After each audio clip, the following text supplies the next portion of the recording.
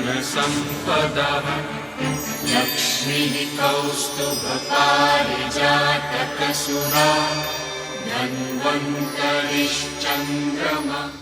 नमस्कार, आप देख रहे हैं हमारी खास पेशकश आयुष्मान भव। मैं हूं आपके साथ पूजा कविया गोमा। अपने इस खास कार्यक्रम के जरिए हम आप तक आयुर्वेदिक पद्धति के जरिए उपचार के तरीके आपको घर बैठे बताने की कोशिश करते हैं। आज हम आपको लकवा के आयुर्वेदिक उपचार के बारे में बताएंगे। पैरालिसिस यानी कि लकवे की बीमारी आजकल काफी सुनने को मिलती है। किसी की पूरी बॉडी पैरालिसिस का शिकार हो जाती है तो किसी की आधी बॉडी इस बीमारी की चपेट में आ जाती है। कुछ लोगों के शरीर के किसी विशेष अंग को भी पैरालिसिस हो जाता है। दरअसल मस्तिष्क की धमनी में किसी रुकावट के कारण उसके जिस भाग को खून नहीं मिल पाता, मस्तिष्क का वो भाग निष्क्रिय हो जाता है। हमारे मस्तिष्क की इंद्रियां हमारे शरीर के हर अंग को संचालित करती हैं। वो अलग अलग अंगों से जुड़ी होती हैं, उन्हें कंट्रोल करती हैं। जब मस्तिष्क का कोई भाग प्रभावित हो जाता है तो उससे जुड़ा अंग निष्क्रिय हो जाता है। ऐसी अवस्था को लकवा कहते हैं। आयुर्वेद के मुताबिक पैरालिसिस यानी लकवा या पक्षाघात एक वायु रोग है जिसके प्रभाव से संबंधित अंग की शारीरिक प्रतिक्रियाएं, बोलने और महसूस करने की क्षमता खत्म हो जाती है। लकवा एक ऐसा रोग है और इसकी चिकित्सा किसी रोग विशेषज्ञ चिकित्सक से ही कराई जानी चाहिए। हमारे साथ चर्चा के लिए मौजूद रहेंगे बेहद खास मेहमान, आयुर्वेदिक चिकित्सक डॉक्टर मोहिता भारद्वाज। डॉक्टर भारद्वाज, आपका एपीएन के खास प्रोग्राम आयुष्मान भव में बहुत स्वागत है। आप हिमालय आयुर्वेदा मेडिकल कॉलेज देहरादून में बतौर एसोसिएट प्रोफेसर पंचकर्म विभाग में काम करती हैं। अगर आप दर्शक भी लकवे से संबंधित कोई सवाल पूछना चाहते हैं, कोई सवाल करना चाहते हैं, तो आप हमारे इस आज के खास कार्यक्रम में हिस्सा ले सकते हैं। फोन लाइंस खुल चुकी हैं। टेलीफोन नंबर्स आपकी टेलीविजन स्क्रीन पर फ्लैश हो रहे हैं। हमारा फोन नंबर है 01206127 इसके अलावा एक और नंबर 01206127 करोतु कल्याणम् आरोग्यं धनसम्पदः लक्ष्मीः कौस्तुभपारिजातकसुरा धन्वन्तरिश्चन्द्रमा। तो आयुष्मान भव में आज बात हम एक ऐसे बीमारी की कर रहे हैं जिसमें लकवा जब शरीर की चपेट में आ जाता है तो उससे बहुत सारे अनेकों कारण भी होते हैं और उस मुसीबत में क्या हमें करना है, किस तरह से इस बीमारी का इलाज है, यही बताने के लिए हमारे साथ खास मेहमान डॉक्टर मोहिता जी जुड़ चुके हैं। बहुत स्वागत है आपका कार्यक्रम में। मोहिता जी, लकवा यानी कि पैरालिसिस बीमारी की आज हम बात कर रहे हैं, तो सबसे पहले हम यही समझना चाहेंगे कि ये बीमारी क्या होती है। देखिए, लकवा जैसे कि इसके नाम से ही पता चल रहा है, पक्षाघात, ये दो शब्दों से मिलकर बना है। पक्ष का आघात।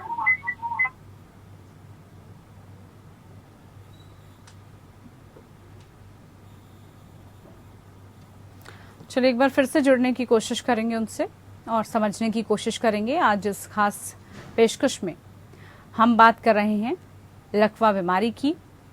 अब ये क्या होता है, कैसे इसकी चपेट में शरीर आ जाता है कोई भी, और क्या इसके कारण हैं। आयुर्वेद के मुताबिक कैसे इसका इलाज संभव हो सकता है, कैसे जो है कहा जाता है कि जो रक्तचाप है उससे लकवा होने की सबसे ज़्यादा संभावनाएं रहती हैं। तो इस तरह के जो भी मामले हैं उसमें क्या हमें करना है, आयुर्वेद में लकवा का इलाज क्या है, आयुर्वेद इसका इलाज कैसे कर सकता है, अगर कोई भी इससे ग्रसित हो जाता है तो उसको सबसे पहले क्या करना है, ये तमाम सवाल आज हम जानने की कोशिश करेंगे। डॉक्टर मोहिता, उम्मीद करती हूँ आपको आवाज़ आ रही होगी। आप बता रही थी कि लकवा जो बीमारी है वो क्या होती है।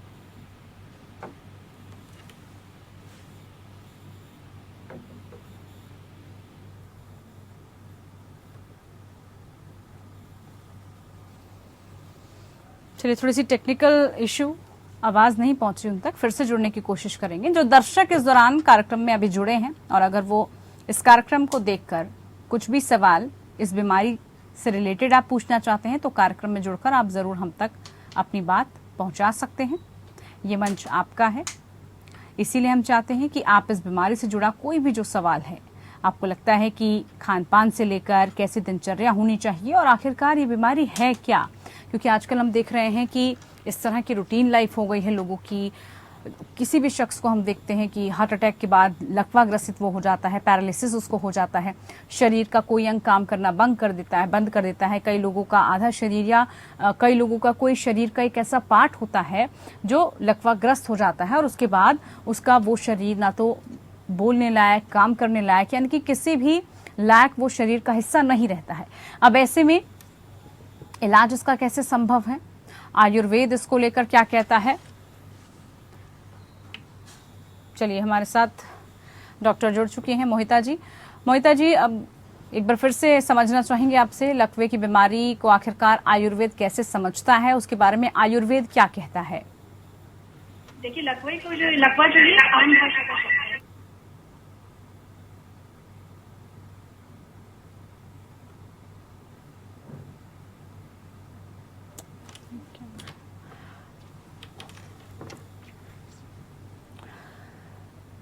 चलिए, तो कार्यक्रम में डॉक्टर साहब हमारे साथ जुड़े हैं। आवाज़ जैसी ही उनकी आएगी और उसके बाद हम कार्यक्रम को एक बार फिर से शुरू करेंगे और तफ्तीश से हम समझने की कोशिश करेंगे। देखिए, आजकल जो भी बीमारी है उसका इलाज हम आयुर्वेद के माध्यम से कैसे कर सकते हैं, आज की इस खास पेशकश में और आयुष्मान भव में हम यही बताने की, यही समझाने की कोशिश करते हैं, क्योंकि आयुर्वेद हम सबसे जुड़ा है। आयुर्वेद कैसे जो है हम सबको तमाम बीमारियों की चपेट में आने से रोकता है, कैसे आयुर्वेद के माध्यम से जो तमाम बीमारियां हैं उसका इलाज मुमकिन है। अब हम देख रहे हैं लगातार लोग जो हैं आयुर्वेद की तरफ बढ़ रहे हैं। आयुर्वेदिक इलाज वो चाहते हैं जिससे कि किसी भी बीमारी का जो खात्मा है वो जड़ से हो सके। इसीलिए आयुर्वेदिक माध्यम से उसकी अपनाई गई जो औषधियां हैं उसके माध्यम से हम इसका इलाज कैसे कर सकते हैं, आज लकवे की हम बात कर रहे हैं। आपको घबराने की जरूरत नहीं है। पैरालिसिस किसी को भी अगर हो जाता है, कोई भी अगर इसकी चपेट में आ जाता है तो आपको पैनिक करने की, घबराने की जरूरत नहीं है। आज हम यही आपको बताएंगे कि क्या आपको करना होगा, सबसे पहले कैसे आप बचाव कर सकते हैं, कैसे आप अपना ख्याल रख सकते हैं, कितना जो खतरनाक है वो ये हो सकता है, लक्षण इसके क्या होते हैं और अगर किसी को भी लकवा हो जाता है तो उसके कारण क्या है और बचाव हम इसको लेकर कैसे कर सकते हैं, क्या हमें पूरी जो है प्रक्रिया इसको लेकर रखनी होगी। और जब हम लाइफस्टाइल की बात करते हैं किसी भी बीमारी को लेकर तो उसमें सबसे महत्वपूर्ण हो जाता है हमारा खान पान, यानी कि हमारी दिनचर्या, हमारा भोजन, वो किस तरह का होना चाहिए। अगर कोई भी लकवे से ग्रसित है तो उसका जो भोजन है, उसकी पूरी दिनचर्या है वो कैसे होनी चाहिए। और इसके अलावा देखिए, कोई भी मरीज होता है, मरीज के साथ साथ जो उसका रखरखाव करते हैं, जो पारिवारिक लोग उनके साथ जुड़े होते हैं, उनके लिए भी बड़ा महत्वपूर्ण हो जाता है कि जब भी उनके घर में कोई ऐसा मरीज है जो कि किसी भी बीमारी से जूझ रहा है तो उसको हमें कैसा माहौल देना है, हमें उसको कैसे समझना है, परिवार के सदस्य कैसे मदद कर सकते हैं, कैसे जो है उस शख्स की मदद की जा सकती है कि वो अपनी बीमारी को जल्द से जल्द उससे निजात पा सके। इसके अलावा किस तरह के पोषक तत्वों की महत्वता होती है, आवश्यकता होती है, भोजन में क्या क्या शामिल करना चाहिए। और आज का जो हमारा खास कार्यक्रम है आयुष्मान भव में, उसमें पैरालिसिस की जब हम बात कर रहे हैं तो आजकल जो लाइफस्टाइल चल रहा है उसको कितना हमें ध्यान में रखना है, उसके लिए हमें क्या करना है, अपनी रोजमर्रा की जिंदगी में किस तरह के हमें बदलाव करने हैं, वो भी आज हम समझने की कोशिश करेंगे। डॉक्टर साहब हमारे साथ जुड़ चुकी हैं। लकवा की बीमारी के बारे में आपसे हम समझना चाह रहे हैं डॉक्टर साहब, आयुर्वेद के मुताबिक लकवा क्या है, क्यों होता है? देखिए, लकवा जो है ये है एक पक्ष का आघात होना। पक्ष हमारा हो सकता है कोई भी एक भाग शरीर का, या तो दायां भाग या बायां भाग, ठीक है। तो पक्ष का आघात होना मतलब इसके जो भी फंक्शंस हैं, चाहे वो आपके मोटर फंक्शंस हैं, मोटर फंक्शंस जैसे हम बोलते हैं कि शरीर के किसी भाग का चलना, जैसे हम हाथ पैर हिलाते हैं, ठीक है। दूसरी चीज सेंसरी फंक्शन, जैसे जो भी सेंसेशन है, चाहे पेन की सेंसेशन है या टेम्परेचर की सेंसेशन है, इसका नष्ट हो जाना। तो यही जो हमारे इसे हम पक्षाघात कहते हैं कि शरीर का जो एक पक्ष है, दायां या बायां पक्ष, उसके चाहे मोटर फंक्शंस का या फिर सेंसरी फंक्शन, दोनों का या तो खत्म हो जाना, पूरी तरीके से खत्म हो जाना, या फिर उसके फंक्शंस में कमी आ जाना, इसे हम कहते हैं पक्षाघात। बिल्कुल मोहिता जी, इसके मुताबिक जब हम उच्च रक्तचाप की बात करते हैं तो उससे लकवा होने का कितना खतरा बढ़ जाता है, क्योंकि आजकल हम देखते हैं कि उच्च रक्तचाप की वजह से लकवे की चपेट में लोग ज्यादा आ जाते हैं। जी जी जी। देखिए, अगर हम इसके रिस्क फैक्टर्स की बात करें लकवा के या फिर कॉजेज की बात करें तो हाइपरटेंशन जो है it is the commonest cause of stroke आजकल, क्योंकि हाइपरटेंशन, डायबिटीज, ये सब डिजीज जो लाइफस्टाइल डिसऑर्डर्स हैं ये इतने कॉमन हो चुके हैं। और स्ट्रोक की अगर हम बात करते हैं जिसकी वजह से लकवा हो जाता है बॉडी में, तो हाइपरटेंशन जो है उसका सबसे कॉमनेस्ट कॉज है। हाइपरटेंशन की वजह से क्या होता है, हमारे जो ब्रेन की भी जो वेसल्स हैं उसमें प्रेशर बढ़ने लगता है। और प्रेशर बढ़ने की वजह से क्या होता है, क्योंकि वो वेसल्स जो है एक फिक्स अमाउंट तक प्रेशर को ही सहन कर पाती हैं, तो प्रेशर जब बहुत ज्यादा बढ़ जाएगा तो ब्रेन की जो जिसे हम धमनी कहते हैं, आर्टरीज कहते हैं, वेसल्स कहते हैं, वो फट जाती हैं। तो वेसल अगर कहीं पे फट जाएगी तो उस एरिया, जिस एरिया को वो ब्लड ले जा रही थी, जिस ब्रेन के पर्टिकुलर एरिया को वो ब्लड सप्लाई कर रही थी, उस पर्टिकुलर एरिया को ब्लड नहीं मिल पाएगा, जिसकी वजह से हमारे ब्रेन के जो सेल्स हैं वो इस्कीमिया में आ जाते हैं या वो सेल्स धीरे धीरे मरने लगते हैं। तो इसकी वजह से फिर लकवा हो जाता है। तो हाइपरटेंशन अगर हम बात करें तो कॉमनेस्ट कॉज है इसका, स्ट्रोक का। बिल्कुल। तो लक्षणों की अगर हम बात करें, जैसे आपने कहा कि ये मेन कॉज है, इसका एक मुख्य लक्षणों में आते हैं, और क्या क्या लकवे के लक्षण हैं जिसको पहचान के, जिसको चिन्हित करके पहले से ही अवेयर होया जा सकता है? देखिए, अगर लक्षण की हम बात करें तो वैसे तो ये बीमारी ऐसी है कि इसमें आपको पहले से बहुत ज्यादा सिम्टम्स देखने को नहीं मिलेंगे। जैसे कुछ बीमारियां होती हैं जिसमें धीरे धीरे आपके सिम्टम्स बढ़ते हैं, ये बीमारी ऐसी है कि इसमें धीरे धीरे नहीं, ये सडन ऑनसेट की इसमें मैक्सिमम केसेस में देखने को मिलता है। और लकवा सबको ही पता है कि मेजर जो उसका कार्डिनल सिम्टम या फिर मुख्य जो उसका फीचर हम बोले वो यही है कि शरीर का जो कोई एक पोर्शन है पर्टिकुलर, वो काम करना बंद कर देता है। कई बार पूरा शरीर काम करना बंद कर देता है, या शरीर का एक हिस्सा जो है वो काम करना या तो बंद कर देता है या कम कर देता है। ये इसका कॉमनेस्ट सिम्टम है। दूसरे लक्षणों की अगर हम बात करें तो जैसे कई बार हम देखते हैं कि किसी के मुख में भी लकवा हो जाता है, तो मुख का टेढ़ा होना, और पेशेंट में कई बार कंफ्यूजन की एक स्टेट बन जाती है कि उसे समझ नहीं आता है कि मेरे साथ क्या हो रहा है, उसे बातें समझ नहीं आती है, उसको स्पीच बोलने में उसे दिक्कत होनी शुरू हो जाती है। कई बार कंप्लीट लॉस ऑफ स्पीच हो जाता है, या फिर कई बार ऐसा होता है कि स्पीच जो है हमारी स्लर्ड स्पीच पेशेंट बोलने लगता है, जिसमें पूरी तरीके से वो अपनी बात हमें समझा नहीं पाता है। इस तरीके के लक्षण इसमें देखने को मिलते हैं। और पहले से ही अगर जैसे आप बता रहे हैं कि वार्निंग साइंस क्या हो सकते हैं, तो वार्निंग साइन कई बार इसमें नहीं देखने को मिलता है मैक्सिमम केसेस में, बट फिर भी कुछ केसेस में हमें मिल सकता है। जैसे कोई पेशेंट है जिनका काफी टाइम से बीपी बढ़ा हुआ है, तो उनमें कई बार क्या होता है कि सुनने में आता है कि हाथों पैरों में कई बार सुन्नता उन्हें फील होती है, या कई बार थोड़ा थोड़ा उन्हें कभी कंफ्यूजन वाली स्टेट डेवलप होती है, या कई बार ऐसा होता है हल्की सी बोलने में लड़खड़ाहट आने लगती है। तो ये जो भी सिम्टम्स हैं इसको बिल्कुल एक अलार्मिंग साइन की तरह लेना चाहिए और तुरंत ही अपने जो नियरेस्ट फिजिशियन है उनके पास हमें जाके रिपोर्ट करना चाहिए। ये तो कारण की बात रही कि इसके लक्षण क्या होते हैं। अगर हम इसके कारण की बात करें तो लकवा होने के मुख्य कारण क्या है? क्या इन कारणों को समझा जा सकता है? क्या इन पर काम किया जा सकता है? जी बिल्कुल। लकवा की अगर हम बात करें तो अगर हम देखिए अलग अलग इसके कारण हैं, तो कारणों की अगर हम बात करें तो 70 से 80% कारण लकवे के ऐसे हैं जिनको हम रोक सकते हैं, मतलब प्रिवेंशन। तो 70 से 80% केसेस जिसमें लकवा होता है हम उसे रोक सकते हैं। तो अगर पहले से ही लोगों में जागरूकता होगी इस चीज को लेकर कि ये कारण से लकवा हो सकता है, तो इस बीमारी को होने से बचाया जा सकता है। तो कारण की अगर हम बात करें तो सबसे मुख्य कारण जो आजकल के टाइम पे है, देखिए ये कहीं ना कहीं एक तरीके से एक लाइफस्टाइल डिसऑर्डर ही बनता जा रहा है, क्योंकि इसका एक कारण है हाई ब्लड प्रेशर होना। बिल्कुल, हाई ब्लड प्रेशर जो है एक लाइफस्टाइल डिसऑर्डर है। हमारा खान पान सही नहीं है, हमारा आहार विहार सही नहीं है, हमारा आचार सही नहीं है, और तो ये जो सारे कारण हैं ये हमारे लकवा को कॉज कर सकते हैं। तो आहार विहार देखा जाए तो ये सबसे मुख्य कारण आजकल के टाइम पे माना गया है।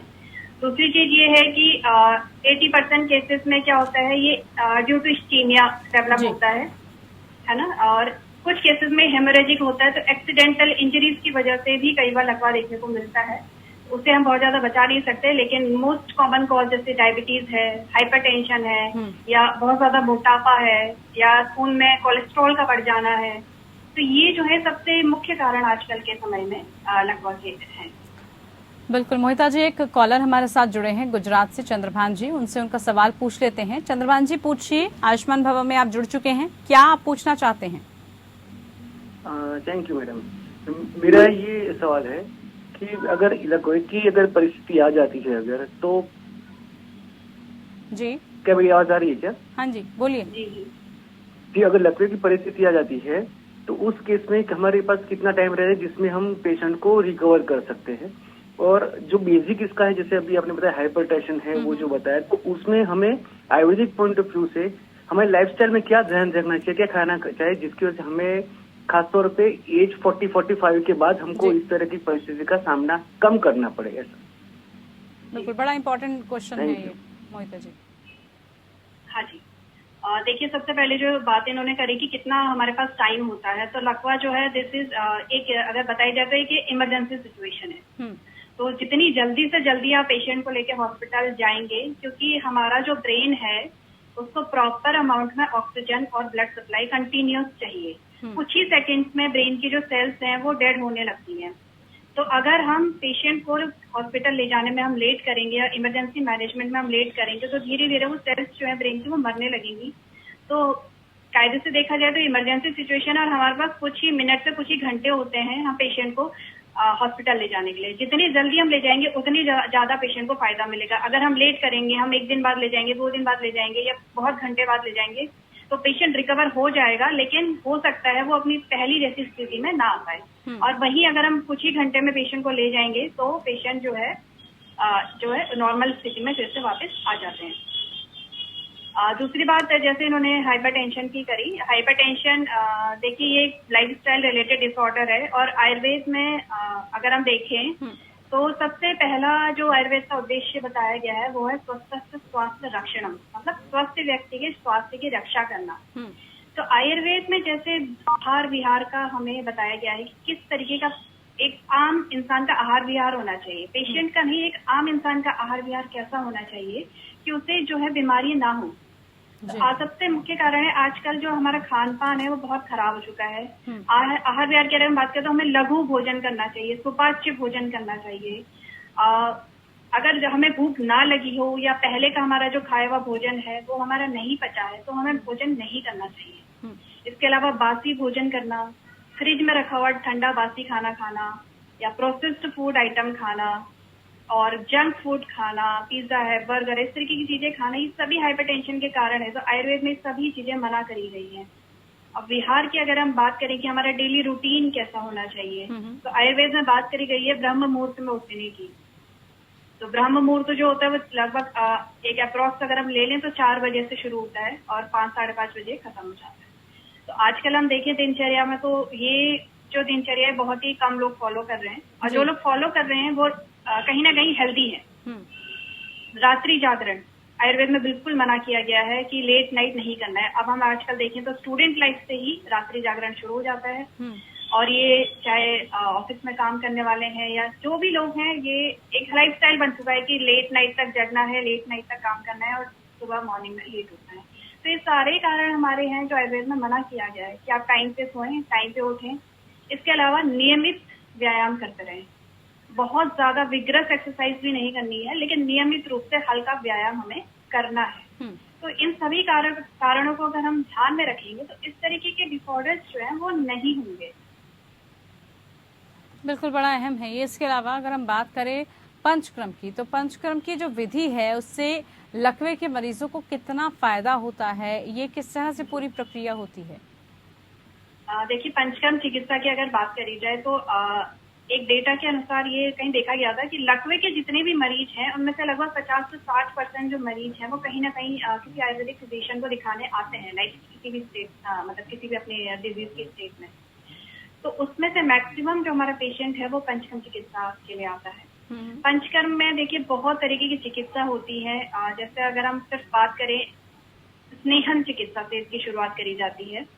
तो स्नेहन चिकित्सा हम कहते हैं कि शरीर में किसी भी तरीके से स्नेह को देना। स्नेह देना मतलब बाह्य स्नेह, जैसे किसी भी तेल से, आयुर्वेद में जो बहुत सारे मेडिकेटेड ऑयल्स बताए गए हैं उनसे मालिश करना। मालिश भी थोड़ा मतलब सिंपली ऐसे मालिश नहीं है कि आप घर पे मालिश कर लें, इसका भी एक प्रॉपर प्रोसीजर होता है जो पंचकर्म टेक्नीशियन ही कर सकता है। तो स्वेदन चिकित्सा है। इसके अलावा बहुत तरीके से मेडिकेटेड फ्यूम्स को देना या मेडिकेटेड पोटली बना के उनसे स्वेदन करना। तो ये जो चिकित्सा है स्वेदन, जिससे हम स्वेटिंग को इंड्यूस करते हैं, स्वेदन थेरेपी से हम बोलते हैं। इसके अलावा विरेचन चिकित्सा जो पंचकर्म के लिए, जो लकवे के लिए बेस्ट बताई गई है, वो है विरेचन चिकित्सा, जिसे हम मेडिकेटेड परगेशन कह सकते हैं। तो ये पंचकर्म जो है बेस्ट बताए गए किसी भी लकवे के मरीज के लिए। इसके अलावा अगर सबने ही सुना है जैसे शिरोधारा है, शिरोपिचू है, इस तरीके की जो पंचकर्म विधि है। इसके अलावा बस्ती चिकित्सा, क्योंकि जैसे आपने भी अभी बताया था कि ये वायु का डिसऑर्डर है, तो बस्ती चिकित्सा जो है ये श्रेष्ठ बताई गई है किसी भी वायु के विकार के लिए। तो बस्ती चिकित्सा जिसमें मेडिकेटेड फॉर्म में एनिमा देते हैं पेशेंट को जी। तो इस तरीके की चिकित्सा है हमारे पास पंचकर्म में है। इसके अलावा नस्य थेरेपी है जिसमें हम नाक के थ्रू मेडिसिन को देते हैं। तो एक्चुअली नोज जो बोला गया आयुर्वेद में गेटवे बोला गया हेड के लिए। तो स्ट्रोक में जैसे है कि हेड में तब पूरा ब्रेन हमारा सफर करता है, तो नेजल रूट के थ्रू भी इसमें मेडिसिन को सीधे ब्रेन तक पहुंचाया जाता है। तो ये काफी सारी पंचकर्म चिकित्सा है और बहुत अच्छा लाभ पेशेंट को पंचकर्म चिकित्सा से मिलता है आयुर्वेद में। लकवे के मरीज को काफी सारे पेशेंट ठीक भी होते हैं। बिल्कुल, बड़ी अहम बात आपने बताई है। अब खाने पीने और दिनचर्या की बात आप कर रहे थे मोहिता जी, तो ऐसे में लकवे में कैसा भोजन करना चाहिए, इसके जो मरीज हैं उनको कैसा भोजन खिलाना चाहिए, क्या इसमें पूरी दिनचर्या रहनी चाहिए? देखिए, लकवे का अगर मरीज है तो जैसे बताया कि उसको लघु भोजन कराना चाहिए। बहुत जो खाने में जो पचने में बहुत इजीली पच जाए, क्योंकि ऐसा जो पेशेंट है एक तो कहीं ना कहीं वो बेड रिटर्न होगा या फिर उसके जो एक्टिविटीज है वैसे बहुत स्लो होंगी। अगर मूव भी कर सकता है तो बहुत स्लो मूव कर सकता है। तो नॉर्मल मूवमेंट नहीं इसमें है, तो बहुत लघु और सुपाच्य भोजन जैसे मूंग की दाल आप उसे खिला सकते हैं, या सिंपली क्या कर सकते हैं कि लौकी की सब्जी, तोरी, इस तरीके से जो लघु भोजन है, इजीली पचने वाला भोजन है, वो आप पेशेंट में दे सकते हैं। सूप, आप बहुत तरीके के वेजिटेबल सूप हैं जो वो आप पिला सकते हैं। इसके अलावा अगर हम बात करें फ्रूट्स की, तो जितने भी सीजनल फ्रूट हैं, प्रोसेस्ड कोई भी आइटम आपको नहीं खिलाना है। सीजनल जो फ्रेश फ्रूट्स हैं वो आप इसके पेशेंट में आप दे सकते हैं, जैसे पपीता है, सेब है, इस तरीके के फ्रूट्स आप पेशेंट में दे सकते हैं। दिनचर्या पेशेंट की, अब हम नॉर्मल रूटीन तो पेशेंट में कई बार नहीं फॉलो करवा सकते हैं, जैसे हम आम पेशेंट से करते हैं, फिर हम लकवे के मरीज में थोड़ा दिक्कत है, बट फिर भी कोशिश करनी चाहिए कि इसको टाइम पे सुबह उठ के जो अपने जैसे मंत्र हैं, मंत्रोच्चार करे, मंत्रों को सुने, इस तरीके से अगर उसकी सुबह की शुरुआत हो। इसके अलावा जो दिनचर्या टाइम पे वो भोजन करे, अच्छी चीजें सोचें, बुरी चीजों नेगेटिविटी से थोड़ा दूर रहे, क्योंकि मानसिक फैक्टर्स भी लकवे के बताए गए हैं आयुर्वेद में कि बहुत ज्यादा क्रोध करना, बहुत ज्यादा शोक करना या बहुत ज्यादा भय, इस तरीके से भी लकवा जो है हो सकता है। तो स्ट्रेस से, एंजाइटी से, इन सब चीजों से थोड़ा सा दूर रखना, अपने मन को शांत रखना, सुबह उठ के हो सके तो प्राणायाम करना, भ्रामरी और नाड़ी शोधन प्राणायाम या अनुलोम विलोम काफी अच्छा लाभ मिलता है। तो इस तरीके की दिनचर्या अगर पेशेंट फॉलो करेगा तो डेफिनेटली उसको लाभ मिलेगा। बिल्कुल। अब लकवे के कारण जो शरीर के अन्य प्रकार के स्वास्थ्य से जुड़ी जो समस्याएं होती हैं वो भी हो जाती हैं, जैसे मूल और आंत्र असीमितता हो जाती है, इसमें वो भी प्रभावित होती है। इसके अलावा लकवे की वजह से पुरुष और महिलाओं दोनों की जो यौन गतिविधियां हैं वो भी नकारात्मक प्रभाव उस पर पड़ता है। इन चीजों के बारे में भी थोड़ा सा बताइए डॉक्टर साहब। देखिए, लकवा जो है अगर हम देखें, स्ट्रोक भी बोला गया है कि थर्ड कॉमनेस्ट कॉज है डेथ का या डिसेबिलिटी का। डेथ तो देखिए तुरंत हो जाती है पेशेंट की, लेकिन कई बार क्या होता है पेशेंट तुरंत तो बच जाता है, लेकिन लाइफ लॉन्ग कोई ना कोई डिसेबिलिटी उसमें रह जाती है। और जिस तरीके की आप बात करें कि यूरिन का इनकॉन्टिनेंस पेशेंट में कई बार डेवलप हो जाता है, क्योंकि ये नाड़ी तंत्र का विकार है। तो ये सारी ही चीजें जो आपने बताई ये नाड़ियों से ही कंट्रोल होती है। तो आयुर्वेद में इन सभी की चिकित्सा बताई गई है कि अगर पेशेंट को यूरिन का इनकॉन्टिनेंस है तो बस्ती चिकित्सा उसमें बहुत लाभप्रद है। इसके अलावा कुछ ओरल मेडिसिन भी हम उसमें दे सकते हैं। अब मैं पर्टिकुलर मेडिसिन का नाम इस प्लेटफॉर्म पे नहीं लेना चाहूंगी, बट काफी ओरल मेडिसिन हमारे पास अवेलेबल हैं। और जैसे यूरिन का इनकॉन्टिनेंस होता है, ऐसे ही इसको स्टूल का भी इनकॉन्टिनेंस होता है, पेशेंट होल्ड नहीं कर पाता है या उस पर कंट्रोल उसका लॉस हो जाता है। तो उसके लिए आयुर्वेद में काफी सारी चिकित्साएं बताई गई है, ओरल मेडिसिन से लेके पंचकर्म चिकित्सा तक भी। या यौन संबंधी जो विकार बता रहे हैं वो हो जाते हैं पेशेंट में, क्योंकि ये नाड़ी तंत्र का विकार है। तो नाड़ियां जिस जिस चीज को कंट्रोल करती हैं वो पेशेंट में प्रॉब्लम हो जाती है। तो ऐसे में एक तो पेशेंट की काउंसलिंग प्रॉपर करनी है कि इस चीज को रिकवर करने में थोड़ा सा टाइम लग सकता है। तो पेशेंट की प्रॉपर काउंसलिंग करके उसको समझाना है कि इन चीजों से परेशान नहीं होना है। प्रॉपर अगर आप इलाज कराएंगे तो धीरे धीरे आप इन सब चीजों से रिकवर होने लगेंगे। दूसरा, अगर किसी कोई भी नियरेस्ट जो आपके आयुर्वेदिक फिजिशियन है वहां पे आप प्रॉपर दिखाएंगे तो ओरल मेडिसिन, संशोधन चिकित्सा या फिर शोधन या पंचकर्म चिकित्सा, इन सभी लक्षणों में आराम दे सकती है। इन सभी चीजों का इलाज संभव है। बिल्कुल। डॉक्टर मोहिता भारद्वाज जी, आपने बताया तमाम जानकारी लकवे को लेकर कि आयुर्वेद में इसका कैसे इलाज मुमकिन है, कैसे बचाव किया जा सकता है, कैसे हम अपनी दिनचर्या में बदलाव कर सकते हैं। बहुत शुक्रिया आपका, आप जुड़ी हमारे साथ। फिलहाल के लिए आयुष्मान भव में इतना ही। नमस्कार। करोतु कल्याणम् आरोग्यं धनसम्पदः लक्ष्मीः कौस्तुभपारिजातकसुरा धन्वन्तरिश्चन्द्रमा।